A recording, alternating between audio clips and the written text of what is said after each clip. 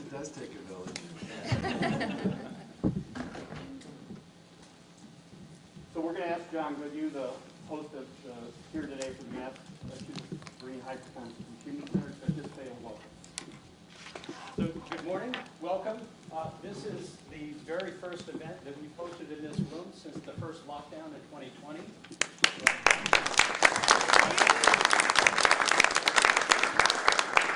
We are thrilled to have you. Thank you for kind of navigating, those of you who did, our twists and turns on COVID policy. This is our first mask optional day. Yay. I think the only thing harder than following policies is making them, so thanks to the Baker administration for navigating us so far. I wanted to say just one thing about this event. My first encounter with broadband was about 25 years ago, when I was asked to start the first broadband business unit at a company called Cisco Systems. Some of you know Cisco. Our biggest problem at the time was people telling us, why would anyone ever want this thing when those modems that made those funny clicking sounds were doing so well? We got over that, and I think we were always convinced that the hardest problem would be this one. How do you get broadband to everyone in mostly rural communities like Western Massachusetts? So for me, this is really a wonderful event to see. Have a great meeting, and we'll see some of you towards the end of the day. Great. Thanks, John. Thank you. Thank you, John, for that warm welcome. I think I know most of you, but my name is Ashley Stolba, and I'm Undersecretary with the Executive Office of Housing and Economic Development, and we're so excited to be here in person to celebrate all the collaboration and teamwork that's gone into Make Ready. We know that broadband access is critical for our economy. We knew this way before the pandemic, but obviously COVID really highlighted the need for everybody to have broadband in their home. So really thank you to each and every one of you for really laying the groundwork, literally laying the groundwork to get our 53 last mile town set up for broadband. So I know every single person in this room has played a huge role in all of this work. We have asked that one representative from each organization sit around the table. So Dan, I'm going to ask if you could start with brief introductions of your name and your organization, please. Great, thank you very much. Thank you, Governor, Lieutenant Governor. My name is Dan Glanville. I am the Vice President of Government and Regulatory Affairs with Comcast. Good morning. Thank you for inviting us. I'm Laurel Pepin. I'm the Director of Internal Operations at Surtex Utilities, Surtex Broadband. Good morning. Thanks for having us. I'm Katrine Ferreter. I'm the Director of Customer Service and Sales, and my role is actually I'm the liaison to all the 19 communities that we represent. Thank you. Good morning, everybody. David Velez, Director of Electric Field Operations for Eversource in Worcester, Mass. Francisca Hemming, Mass DOT District 1 Highway Director. Good morning, John Marr, Charter Communications, Director of Government Affairs. Good morning, Dave Poplowski, Vice President of Construction at ITG, BTR. Good morning, Stephanie Lee, and I lead Government Affairs for Verizon in New England. Good morning, Michael McCallan, National Grid. I'm the head of electric operations in New England. Hey, Michael, you're also a doppelganger for Mike Heffernan, Secretary of Administration and Finance. I literally walked in the door and I looked at you and I thought, what is Mike Heffernan doing? We already spent all the money. Get more money. I also know we have DTC Commissioner Karyn Pearson, Commissioner for the Massachusetts Department of Telecom and Cable. Thank you. I also want to recognize members of our staff who work so hard on behalf of the Commonwealth, and I know you all know them because you're the ones who are talking to them every day. But we have Bill Ennin, Peter Larkin, Cornell Robinson, and Michael Baldino also here, so thank you for all the work that you do.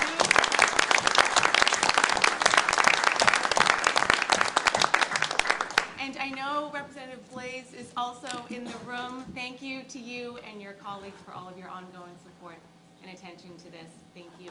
Is Representative Pease in here somewhere too? Yes, he was outside. He's outside? He's on the phone? Yes, he's on the phone, but thank you to him too. So this has obviously been such a team effort, but the leadership really did come from the top. In 2018, when you, Governor, Lieutenant Governor, set up this group, you didn't just say, good luck, let me know when you're done. You were super focused on it. Every milestone, every poll, every household built this entire 4 years. So thank you for your leadership, and I'll kick it over to you, Governor. Well, actually, it goes back a little bit further than that. Tell us. I can't remember if it was in 15 or 16, but at some point around then, Lieutenant Governor and I both had moments. And mine was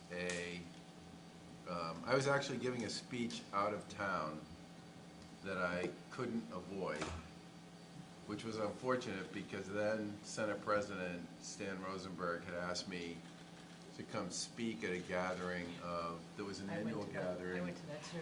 Was it, Yeah. so this was at the same time? Okay. There's a gathering at a beautiful facility. I could see the facility in the background. That apparently he hosted every year for Western Mass local officials and legislators, and he had asked me if I would sort of beam in and participate in the forum virtually, even though, which is kind of interesting given where we are now. Was it in Greenfield? Yes. And so I got on and I did my thing and I gave my speech about all the great things we were doing, and then Senator Rosenberg said, "Would you mind just listening to some of the local officials for a minute or two?" And I said, "Sure." And literally it was 45 minutes of one after another about broadband and about what that meant in human terms to them and their communities. And it was incredibly compelling. And it then led to a series of conversations between the Lieutenant Governor and myself and folks in the legislature about what to do. And there were a number of things that happened, but we are an administration that always believes that at the end of the day, people are policy. So the Larkin and Bill Ennin piece became, honestly, you know, a big part of this became get a couple of people who are credible in Western Mass and who have access to us on the ground to try to help us put this together. The legislature was terrific about giving us a pretty significant pile of funding to put a lot of this work together, and off we went. And we got about 2 years into this, and it was better, but it was still moving at a pace that was too slow. And it was at that point in time that we realized that there's so many disparate players who all had a piece in this, that even though we figured out the menu piece and one size wasn't going to fit all and everybody needed to be able to choose something off the menu that made the most sense for them, we needed some way to gather people on a consistent, regular basis and to literally take what were individual organization schedules and timeframes and mash them all together so they fit. And then we needed to find somebody who literally would crack every head that needed to be cracked to get from here to there, Lieutenant Governor. And Chief head cracker? you are, you're the chief head cracker. And then I just got the hell out of the way. And the progress that's been made over the past several years has been remarkable. But I have to come back to this issue. This is all about technology, but in the end, it's just really, this is so human in terms of how I think about it. And a number of the conversations we've had with both just residents and local officials in a lot of the communities where this has become available, they don't, it's not a tech story, it's a living and life story. And the one I'll never forget was sitting in I think it was a pizza, wasn't it a pizza shop in Mount Washington maybe? Close. Not exactly sure, but I remember it well. Where was it? It was. Do you remember? In any event, the fire chief, Yeah. who had a part-time job Princeton. as fire chief, It's Princeton. is in Princeton, Yeah. did his full-time job at the pizza shop. He was a sales rep for a company, I think, located in Chicago. And he said having the ability to actually do his job someplace other than in the pizza shop was a really big moment for him. And the superintendent of schools said that for the first time in a very long time, they actually had new arrivals to the community folks who had moved into the community, people who had children in the community, and for the first time in a very long time, they had an increase in the number of kids coming into kindergarten. And I think one of the things that we all forget about on this stuff is if you can't play in this space in the 21st century, your ability to create and build a future for yourselves, for your families, for your neighbors, pretty close to impossible. And this is like running water at this point. And that's why for us, this Make Ready program, to sort of coordinate and accelerate a lot of this activity across very big geographic areas has been such an important part of getting to where we are now. And with that, I'm going to turn it over to the chief head cracker. I'm going to actually stand because I want to see you and see the team that made this happen. I'm so proud to be here at this moment with all of you and just to say how grateful I am for what you were able to accomplish together. Going back to what the governor said, everybody came to this experience understanding the need and the why, right? We live in this incredible state. We're literally we're in the middle of it right now, but from one end to the other, it was inequitable in terms of the infrastructure available to people's properties, to people's lives, to people's businesses, and to people's opportunity. And when we get up, head to the State House, meet from Central Mass, go from Swampscott, you'd see all this incredible opportunity in Eastern Mass. And we'd head west, and we didn't see that level of opportunity. And that's the kind of story we heard from Stan Rosenberg at meetings like that over and over and over again. That this is essential infrastructure and we don't have access to it. So our property values are compromised, our ability to resell our home is compromised, the ability for my kids to learn is compromised, the ability for me to expand, start up my business is compromised. And so we need to get this done. The one thing that was there, thanks to our legislative partners when we came into office, was the funding. Okay, that appears to be the easy part of this, right? Funding was available. There was a desire to get this done, also valuable. But what we're celebrating today is the how to get this done and to get the results that the people of this part of our Commonwealth needed and deserved to have. And that took an extraordinary commitment, it took extraordinary collaboration, and it took extraordinary care on behalf of all of your requisite institutions to commit the time, the energy, the resources to get this done. And for that, I am deeply grateful. Individually, you're all expert at what you do. You come from fine organizations with talented people, but not particularly created in a way that normally connects to one another. And so that's why this was so complicated. And I've said this before, complicated should never get in the way of completing something so important and so impactful as this. So when we started off back in 2015 and 16, had all the money, we started down this effort, we also were part of the system that will just get this done.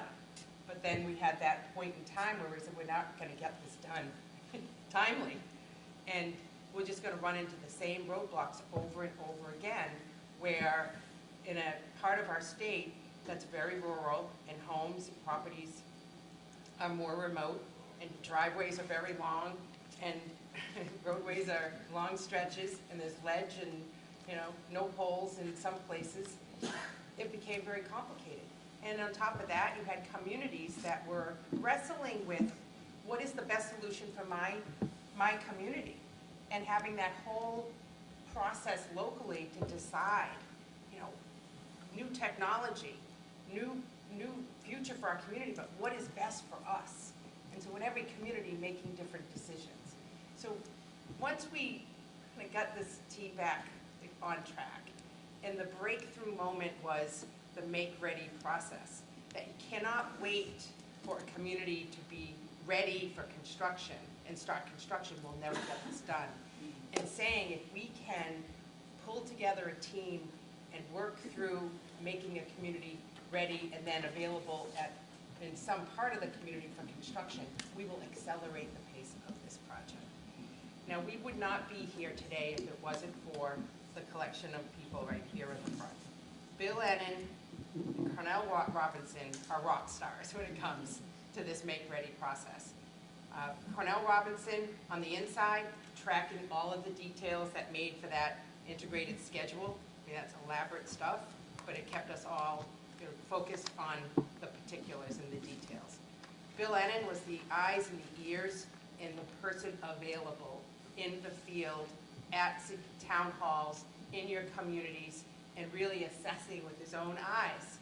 I don't know, you traveled to every road in every community in the last mile set to be the one that would actually say, this is what I saw yesterday, and it's not exactly what we're hearing from the team. And he really held us all together. Mike and Peter, thank you for your ability to listen, because I think you got a lot of the input from the locals about the concerns, the anxieties, the fears, and everything else associated with that, and brought all that to the team as well. And so,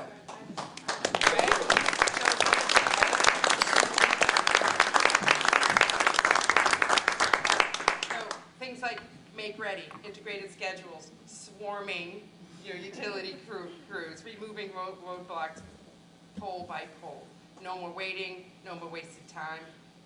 The willingness to try led to an unprecedented process and a fast delivery of broadband to the people of Western Massachusetts. And for that, we celebrate a 4-year anniversary, and Make Ready is done, right? In a very short period of time, Make Ready is done. Let me just give my official thank yous to everyone. Eversource, National Grid, and Verizon, thank you. What you did started from the top, giving you the authority and ability to do your work, and coming to meetings in person at your office, Commissioner. And then 2 years of this effort required us to be in virtual meetings to get through this. We are very grateful for everything that you brought to this. And please bring that back to your teams in the office. Charter, Comcast, Westfield Gas and Electric, thank you. You stood right by it every step of the way to assist the team. I'm thinking you became friends through this process. Right? You kind of were friends before, but you really got tight after this, so thank you. I'd also like to thank all the construction companies. A difficult process before pandemic, through heat and cold temperatures, weather events that would take your construction crews elsewhere, but then coming back and being ready. You would be staging your equipment and your teams, so when you got the green light that came from Bill and Cornell, like ready, you were in there in a short period of time, ready to go with construction. When your crews were rolling around the streets of the last mile communities, it gave people in this part of our Commonwealth the belief that this was actually going to get done, because in their minds there were a lot of promises, a lot of false starts, and a lot of sort of fear that this would never get done. So you really brought it home. And then of course during the pandemic with further restrictions and people being out on COVID and wondering how you're going to work together with 6 feet apart and all these things, you figured it out and you didn't miss a beat. So thank you. I want to give District 1, Francisca and your team, a lot of credit too. We tried to bring all of our agencies to this to figure out what trouble spots that we could help with to remove those roadblocks. And District 1 was incredible, especially with the connections with Mass Pike and various communities where it was pretty difficult to do. And Francisca, you did a really great job. Thank you so very much for your help. I just want to say to Bill and to Cornell, thank you. We left you a little sweet treat there to just say, for the two of you, just thanks. Really, great job. 28,000 homes, 40,000 poles later, 2,000 miles of fiber. Our state, our Commonwealth is better off from one end of the state. There's incredible opportunities, and it didn't take a pandemic to prove the need. But certainly in a post-pandemic time, people can work from home, learn from home, telehealth from home. Their property values certainly are stabilized because this basic infrastructure infrastructure, this essential infrastructure, is now available throughout the Commonwealth of Massachusetts. And for that, we should all be very proud that we were willing to do something that was not tested or proven and do something unprecedented to get the job done. Congratulations to all of you.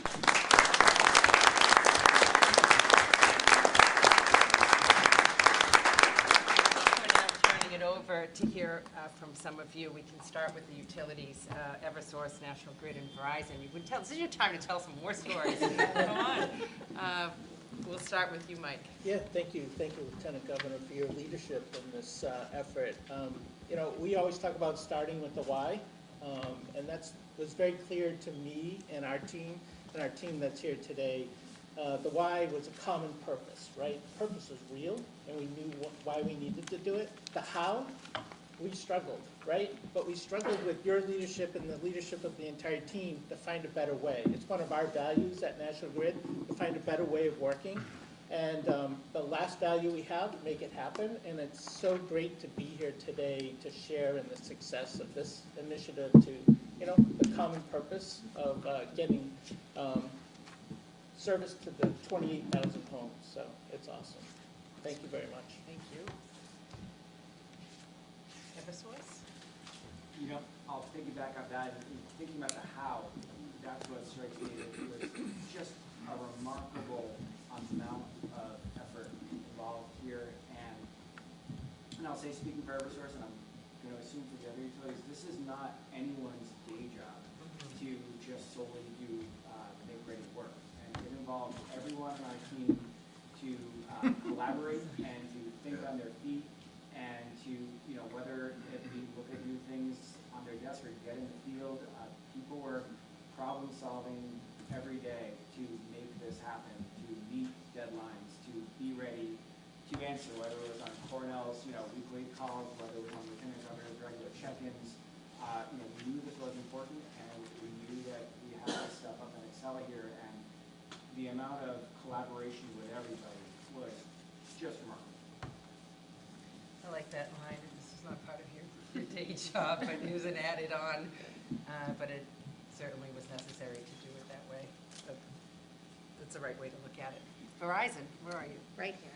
So I would agree, this work is complex, and I think this is unprecedented, what we did here in Central and Western Mass, and I know it took a lot of attention to detail and a lot of project management early on to kind of work through the kinks, and through that process I feel like we really did build a great partnership and collaboration and had trust in one another. And I think the other thing is that enabled us, as things got thrown at us that we couldn't predict, like a pandemic. I think we have more storms than ever. The weather events that seem to keep rolling through, especially in the central and western area, can definitely throw some surprises your way. But to be able to stay on task and think creatively and find a way to get the job done on time, because we were really racing time, especially when the pandemic hit and you still have people that don't have connectivity. And we know how important that is to be able to make sure that we can fulfill this promise and spend the money that had been allocated so that every last family and home can have the connectivity they need. So I'm really proud to be part of it, and also want to thank all of my colleagues from Verizon who really worked hard to get this done. So thank you for the partnership. As you think about it, we're asking you to do certain things on a pole, right? Or in a place. And it could very easily lead to, no, that wasn't us, it was them. You know, and a lot of finger pointing and a lot of, a negative approach. You put all that away and you said, no, we're gonna help each other get to that point. And that was it was beautiful to see from my point of view, that I could see that there was a lot of struggles and pull and take in between that, but it was done in a productive way. And part of that's because of the fact that most of the work you guys do day in and day out is either repairs or modest adds to stuff you've already got in place. So the fact that the calendars aren't thoroughly coordinated and the work isn't framed up and built off the schedule, and the community for the most part doesn't even know necessarily that there's this repair or this add or this change going on because the underlying machine that's associated with what's operating in that town is just continuing to go. But when you're talking about open space and, you know, really big moves, I mean, Ledge, remember? You saw it? oh yeah, it's like, it's literally like watching someone dig a hole in the moon. But the, Put a pole where it needed to be. But and without when- that, you couldn't string it along. and people, you know, people think, well, you know, they had to dig into the ledge, so people think it's gonna be just like this. And they're there. They were, I mean, that thing basically made 1.5 feet worth of progress in the hour that we were there. Which, by the way, is what a lot of people think when they think about government. But that last event we did in Beckett, 2,000 people, hundreds of miles of poles, 4,000 poles, all, you know, green turf. I mean, totally new. And it's when you get into that if you don't have a process like this one, it's going to take, because there's no built-in model inside any of the players to actually think about it that way. And that was why this process was so important. Let's talk to the providers and talk to us about the take-up rates and what you're hearing from your customers. We have Charter and Comcast and Westfield Gas and Electric. I want to start with Comcast. Great. Thank you very much. I had a short drive this morning. I've lived here in Holyoke for 53 years, and I often tell people I had cable television in 1972 and I had high-speed internet in 1996. I started with Comcast in 1998, and I quickly became informed that a good deal of people didn't have that access. And Governor, as you said, it was your administration with the Lieutenant Governor that took this up. And I remember going to a meeting with Peter and Michael shortly after they were given their power, and they used the words that you used, Lieutenant Governor, and said, let's get this done, and how do we get this done? And we quickly developed a program to try to get this done. We worked with the DTC, the MBI, the Secretary's Department to find ways to get this done. The DTC gave efforts that helped us with licensing so that we could get over the regulatory burdens that we needed to get over. And then we quickly partnered together where we could, and when we had an issue, we were able to reach out to Michael, reach out to Peter so that they could reach out to you for one of those meetings to push on how to get this done. And it was never too much of an ask. I will say that we're happy that and we're thankful that at times people didn't think this would be able to be done. But after the fact, we have expanded more than 300 miles of plant, serving more than 3,000 additional customers. And those customers are very grateful. I remember an event we were at where an elderly woman stood up and she said that the difference it made to her was that her son and his family visited more often so that he could work via remote work at her house. I thought that was impactful because it made a personal difference to her. So you said also that we became friends. We did work more closely together. We were able to call each other and try to solve problems. We didn't always agree, and I'm not sure we ever will, but we did solve problems to solve what you and the governor wanted us to solve. And thank you for that. Thank you for the efforts, and thank you for the celebratory event. That's great. That's great. So you've lived here all your life? Yes. 53 years. All right, so Charter. Yes, good morning. Happy to be here to celebrate this 4-year anniversary. Our construction teams at the company are grateful for this whole process. We built out 10 brand new towns across the Commonwealth, Central and Western Mass. Princeton was one of them, and I remember we had the event there, and hearing all the stories from the folks in town, how it makes such a huge impact. I've been in the industry for a long time. We kind of take for granted broadband. You know, I'm from Eastern Mass, not Central or Western Mass, and you know, I've had it for years as well at home. I remember AOL, you know, in '96, and hearing the static noise or whatever, but you know, we're both still on AOL. We take a lot of pride in that. But I mean, how far we've come, and now we're talking about gig services everywhere across our footprint. We have 10 new towns. We have 9,200 new customers. We're building new, I get New Braintree and New Marlboro mixed up. We launched New Marlboro. So New Braintree we're building currently. Sandersfield, we expect to launch at the end of this month. And I've been working with Peter and Michael on Royalston and Warwick, but that's through RDOF funds. The MBI program has been a great success, but Charter has also gone into the RDOF. We won $1 billion at the auction, the federal level, so we're using funds for that to build Royalston and Warwick. And across the country, we're committed to rural broadband. The company's going to invest $5 billion in that effort. We're just into it, and we're very thankful for this whole process. I've been to the meetings with the head cracker sitting at the head of the table saying, looking everyone in the eyes saying, okay, you know, with the guidance from the whole team, you know. So it's been a great success, and we're happy to celebrate with all of you and the commissioner and the secretary's office, everybody. It's been a collaborative effort. The contractors, you know, we can't do it without them. They're a huge part of this. So I just wanted to shout out to the contractor. He's a former Charter employee. When I started, he was leaving to go to a contractor, so it was good to see him. And good to see everyone. I haven't seen a lot of these people in 2 years in person, so it's nice to be out without a mask. I had a Bruins mask on the last time I was with the governor in Springfield at an event, so it's good to see everyone without the mask. They're having a pretty good season. Yeah, they're doing all right, yes. That's great that this work has inspired or informed rural broadband in other parts of the country. It's great, especially with the federal government making a commitment to that with more resources. What we did here in Massachusetts sets up other places for the same opportunity. That's terrific. Where's Westfield? There you are. Right here.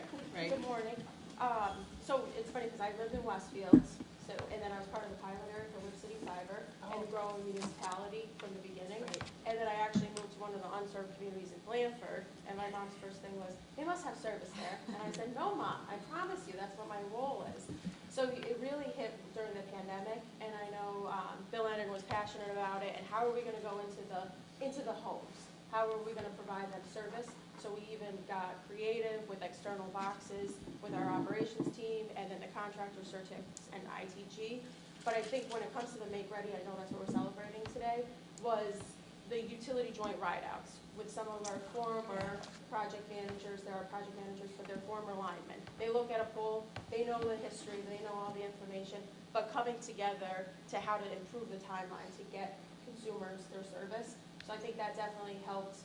And then focusing on the pilot or the fiber areas, so the neighborhoods, which area, so it made sense that they're not going to the last area, but Certex is ready to do construction in the first area.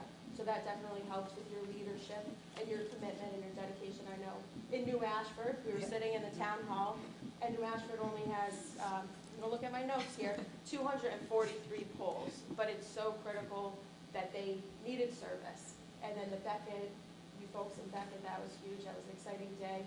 And then, thank you. So we're happy to be here. We are passionate. We're approaching almost 14,000 customers in the Hilltown, so it actually oversees our gas number of customers. So that's huge, and over 915 miles of plants. Wow, that's great. By the way, I would imagine that once this thing is finished, and in the places where it's already up and operating, it does create opportunities for those communities to invite other people in, because now they just become part of the add-on and the small change, and they can basically say to people, yeah, we have it, it's available, sure. Exactly. New Salem has a complete new development moving in. Yeah. Because it has fiber. Right. And A joint ride-out, though. How fun was that? With Bill. And then I remember, too, the neighborhoods that were on an edge of a community, so edge Yes. roads, edge neighborhoods, and figuring out, do you serve that in this community or the neighboring community? A lot of extraordinary issues that you solved through. All right, so let's talk to ITG and Certex on the construction side. Ladies first. All right. So I'm here to share from our company how proud we are to be part of closing the digital divide in Western Massachusetts. Thanks to the partnership of the governor, Lieutenant Governor, and the Make Ready working group, the most remote areas of Western Massachusetts are stepping into a future gigabit fiber connection. The reality of light-speed internet is nothing short of transformational for these communities. So over the last 6 years, Certex has constructed networks in 12 remote towns in the Berkshire Mountains. Altogether, our crews have deployed approximately 500 miles of fiber optic cabling, both in the air and underground. We've connected over 12,000 residents and businesses to high-speed broadband. Everyone in this room has spent countless hours in make-ready meetings in the field, working together to overcome the obstacles and accelerate the speed at which these broadband projects move forward. In our weekly meetings, the Certex team would highlight what we call showstoppers. These were problems on the poles that had to be resolved before we could do any more work, and the project management team would make these obstacles a high priority for a solution. So once our team was alerted by the utilities that the make-ready process had been completed in a certain area in a town, our crews would expedite the installation and complete the construction in that area. So communications was a challenge. In the hill towns, cellular dead zones prevented our crews from communicating in real time. To overcome that challenge, we worked with the FCC to secure long-range communication antennas that we mounted on our trucks and our equipment. This solution allowed us to collaborate in real time with Eversource and Verizon crews that were working in the area. And that helped us keep the projects moving forward. I got goosebumps thinking about that. Right? That's crazy. We kept working forward on time and on budget. So weather and geography also presented challenges to keep things progressing through the winter snows, the spring mud season, the torrential rains. We adapted our equipment, for example, chains on tires during the snow and the mud season, allowed our trucks to get through and our crews to keep working. We enlisted the help of the Transportation Authority to plow away the snow and the mud when we needed a little bit of an assist. So our crews, that we crossed rivers, we climbed mountains, we dragged cable through forest, I saw that myself, through woodlands and trucks where the trucks couldn't navigate. The challenge of doing hard work really motivates our crews to overcome every obstacle. So today, we're just months away from completing the 108-mile fiber network in the town of Beckett that you spoke about. We're looking forward to working with all our partners in this room today as we finish this project, and we really thank you for this opportunity to be part of this. So thank you. Wow, that was very, I could visualize, although not feel like the pain that went through the work that had to get done. To your whole team, we're very grateful. Thank you very much. ATG? I'll echo what Laurel said about the make-ready and, the showstoppers and how it impacted our crews on the projects where time is money, right, for the contractors. And I'd just like to thank all the utilities for what they did in coming together and those showstoppers and working through that with us and acknowledging the need that we had to be able to continue with our forward progress. As the project went on, it was delightful to be involved in a project where the people were so ecstatic that we were in town to build. I'll give you a couple personal stories. We were pulling some underground, and a lady came out with banana bread for us. So we would send daily updates to where the crews were working to the towns, to the MLP board. And Charlemont specifically, the MLP, his wife would look at where the crews were going to be and bring them picnic baskets, sandwiches, drinks. So it was refreshing to work on such a great project that the people were so receptive to. So many times we work on projects where, the cable's been damaged, the service is compromised, the people are aggravated. It was a refreshing project. And I'll share one story. Bill knows this. We were pulling a cable across the Deerfield River in Charlemont, and I was in a kayak pulling a line across. The kayak capsized, and I was in the water for 30 minutes myself and had to be rescued. trying to get the line across for the fiber to go across the Deerfield. So it was all hands on deck. And it was February and the water was 32 degrees and I was in for 30 minutes. So. This was part of the job description. Other duties. Yeah, on the side. So who got back in the water to complete the trip across? So we floated a soda bottle down off the bridge, and a guy on the other side caught it, and then they walked the line across the bridge and went down onto the other side of the Deerfield. Much better than a kayak. Great plan, Yeah. great plan. Wow, you love it. So, you know, I have a unique situation where, like John said, I was with Charter. I built Princeton, you know, one of the first towns for the fiber to the home initiative for Charter, nationwide actually. And, you know, to come as a contractor now to do the work, it was very fulfilling in my career. So thank you for the opportunity. Again, thank you Verizon, Eversource, National Grid.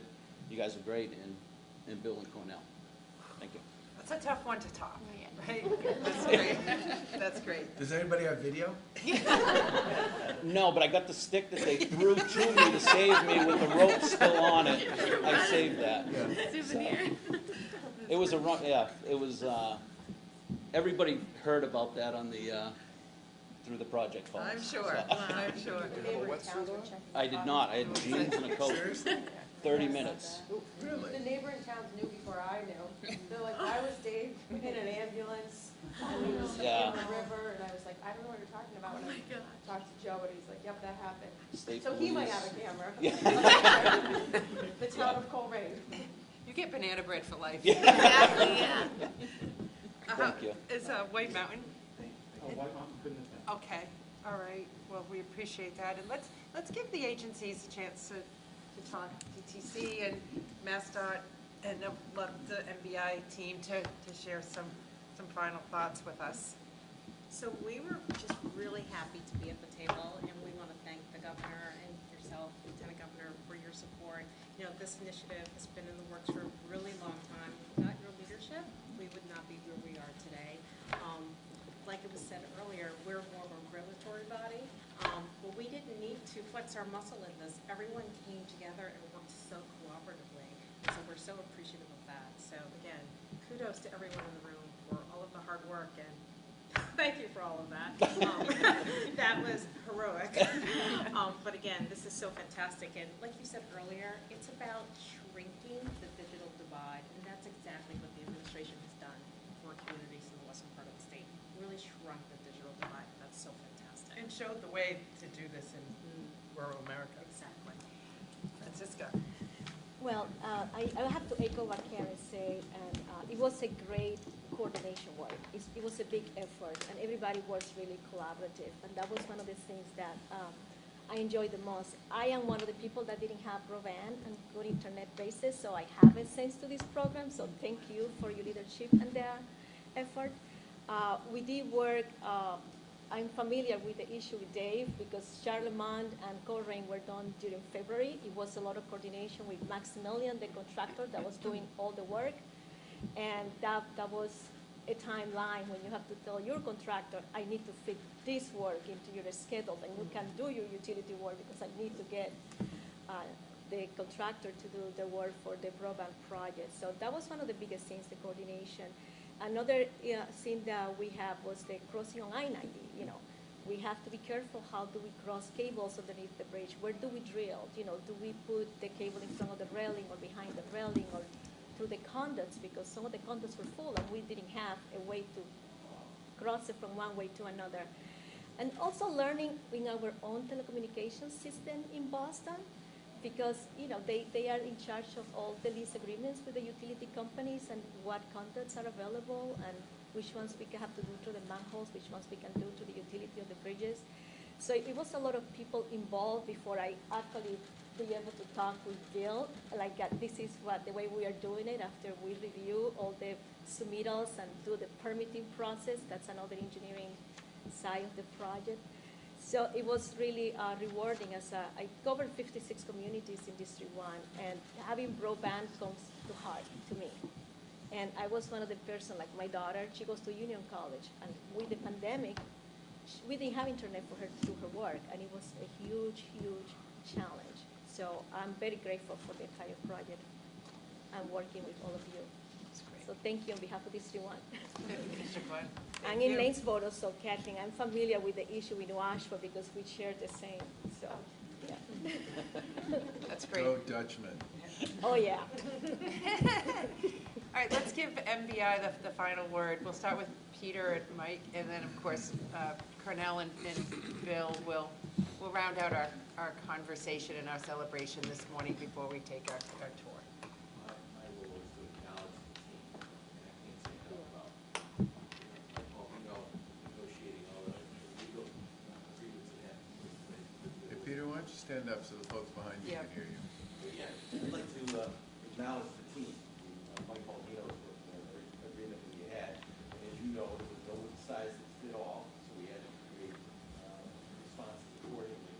Of course, obviously the documentation that Cornell did as the technical director, and Bill had it on the ground, which is superb.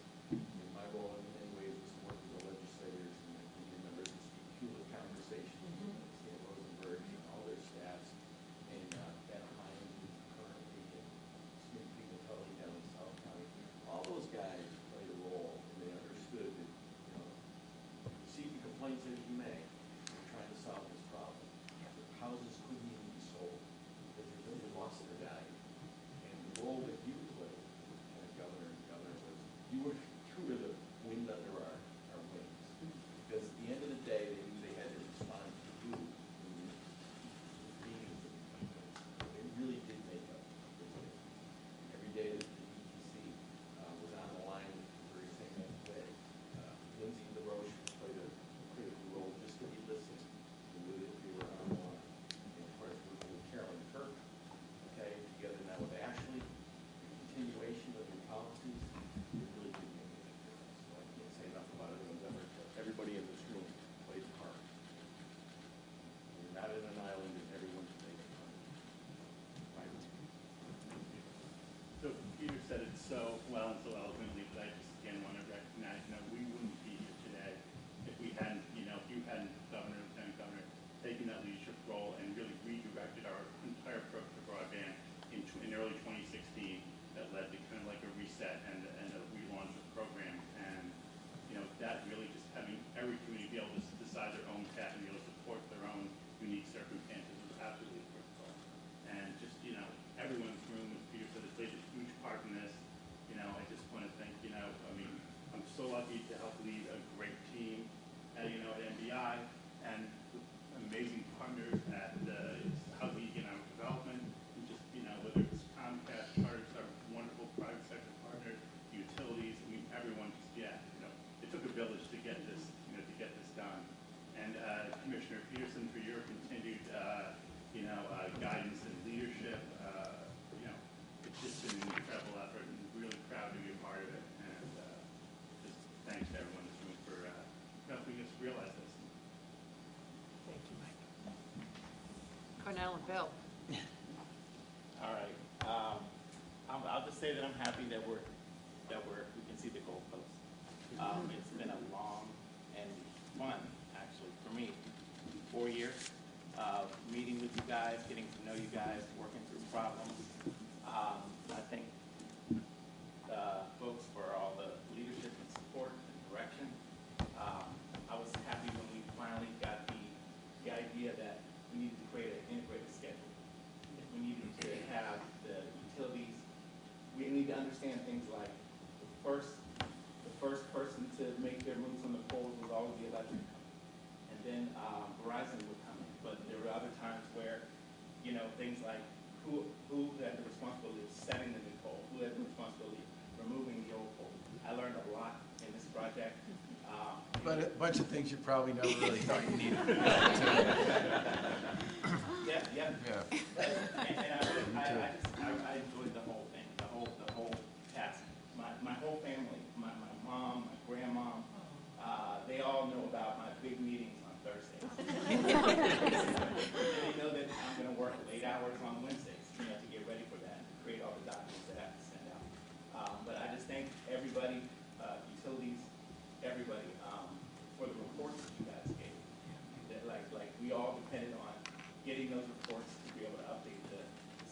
schedules or to update our meeting minutes. It's just been a great experience.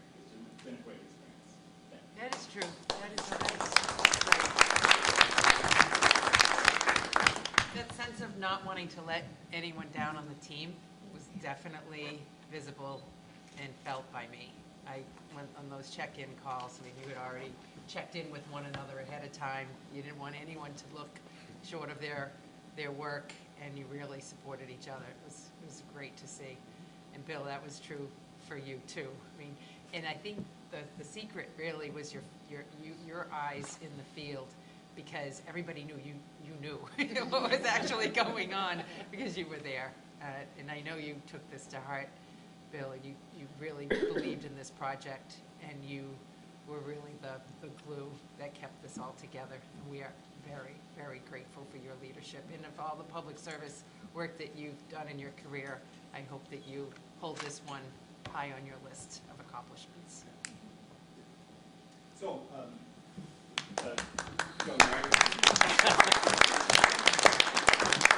Governor, I'm 30 years in on economic development in Massachusetts. So I started at the Franklin County Community Development Corporation, and on a project there to stem the loss of metalworking jobs in that area.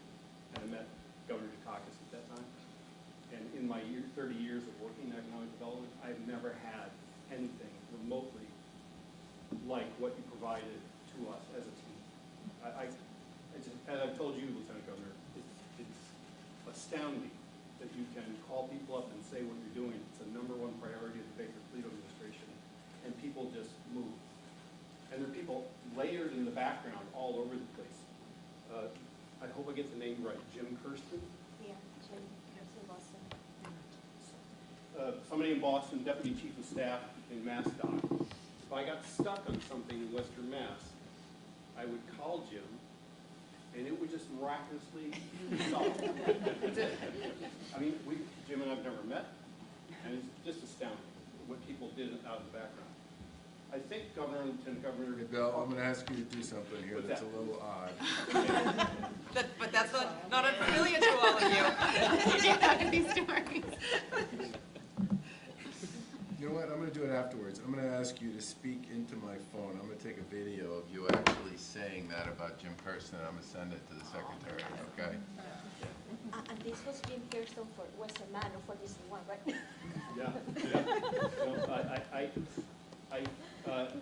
We needed to get some swamp matting put in Wendell to get across the farmland. And we needed a company in southern Vermont to jump on it. It needed to be done before the weather got really bad. And it took enormous coordination amongst all the actors. And I called the company, and the woman in southern Vermont was up in Jacksonville, north of Coleraine, and she said, I know about this project.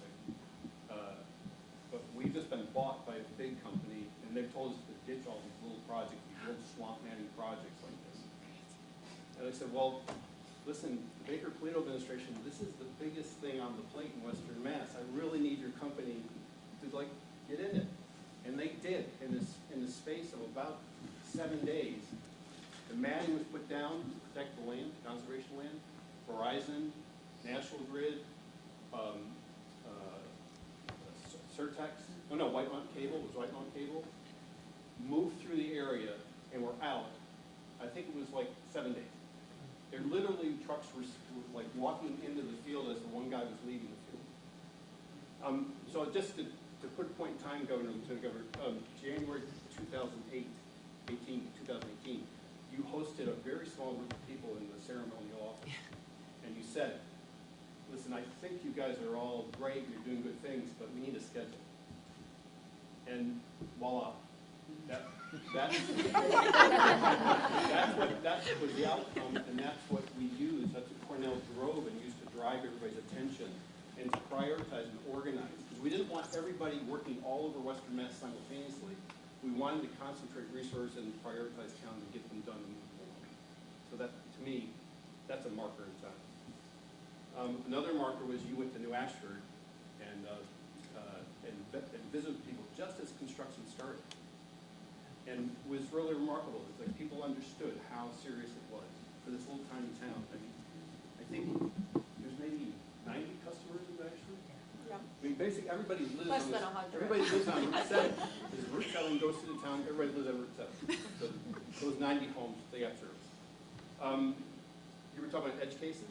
Yeah. Right? So a town builds the fiber in the town, whether through Comcast Charter.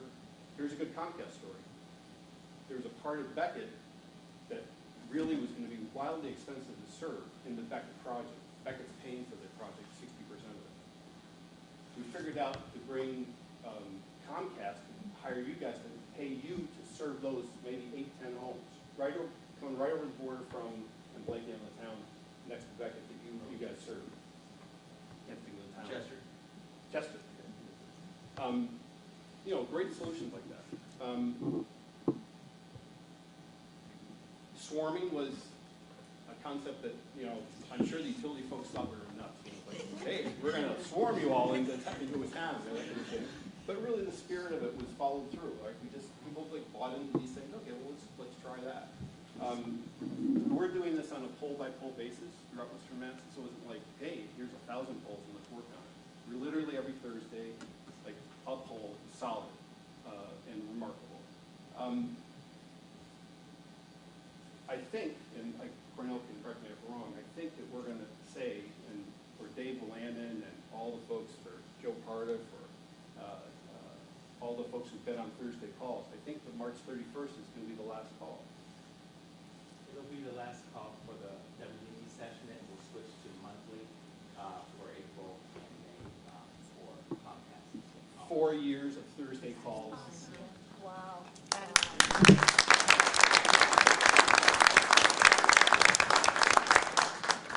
I guess just two more things. One is that throughout the, so I'm this sort of, this oddball character in Western Mass who was sort of parachuted into the Executive Office of Housing and Economic Development with Peter, and you know, all the people going all the way back with Carolyn Kirk and coming right on through, all the team at the office, John Costco, Mike Kanan was really helpful throughout this project in the early days, very helpful. Lawyer. Yeah, lawyer. Yeah. You gotta have a couple of the right kind of lawyers. Yeah, there's one person who couldn't be with us today, and he was central to all of the work that we were doing. That's Joe Parda, who works for Russell Gas and Electric. He couldn't join us here today. You know, just a steady rock force of solving problems and, you know, figuring out, okay, what's the workaround? How can we keep the crew moving even though there's some make-ready issue that needs to be corrected? I would be the driver, he'd be out the window looking at the pole.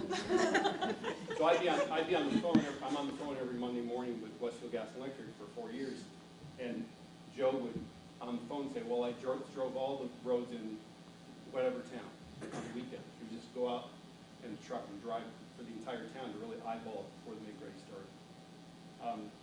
So I think, you know, really astounding project in my career. There's nothing like it. This is it. This is the biggest project I've ever done in my life, and I'm so proud to be part of it. Thank you. You did a great job.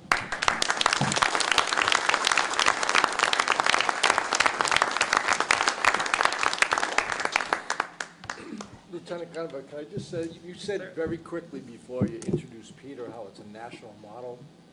We do business in 41 states, and our company fully believes that this is the best model in the entire country by far. Because of the make-ready process, Tom Wilson often talks about you, Michael, and negotiating the agreements and whatnot. So I just wanted to make sure everyone heard that, you know, it is a national model. Peter has talked to a number of people from other states about this program because it is so successful.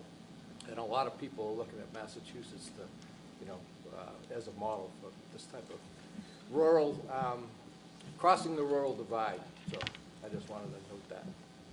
It was kind of interesting since we're the third or fourth most densely populated state in the country. And I used to have conversations with my colleagues in far less densely populated states, and I would ask them about this issue because I figured that they had already figured it out. And what I learned is that there's a lot of coverage at 80,000 feet in a lot of these places, but there's not a lot of coverage on the ground, and most people are playing a wireless game of one sort or another. And that was when I think we all realized that we were surprisingly on the edge of something that really hadn't been particularly well investigated. And we had lots of conversations with the feds about, you know, resources, figuring that this would be the sort of thing that they would be interested in supporting because it was unusual and it was something they were going to have to do in a lot of places. And that old joke about, you know, you can make the call, but if nobody's home, nobody's home. I mean, that was kind of the way I felt about a lot of our conversations with the feds about this. And I'm glad that there is now resources, but I really hope the resources come with a commitment to creating the model that's necessary to actually, you know, the dollars are great, but if you don't have the model that actually is, all of these people have talked about, if you don't have the model to actually follow through and execute on it, it'll be 100 years before anybody gets there. So, folks, with that, we have run out of time for this portion. We are going to have our principals take a short forward, and we're going to have Doug, Elegy, and Ashley, you guys. Can we do a photo of some sort to mark the moment? Yeah, we Just should do for a that. photo. And then my final word is doubters and believers. There are a lot of doubters in this world. Kick the can down the road, someone else's problem someday. You're all believers. And because you believed in this project, you believed in each other, you embraced it, and you got it done. And I think we should all stand strong and proudly together for having accomplished this goal.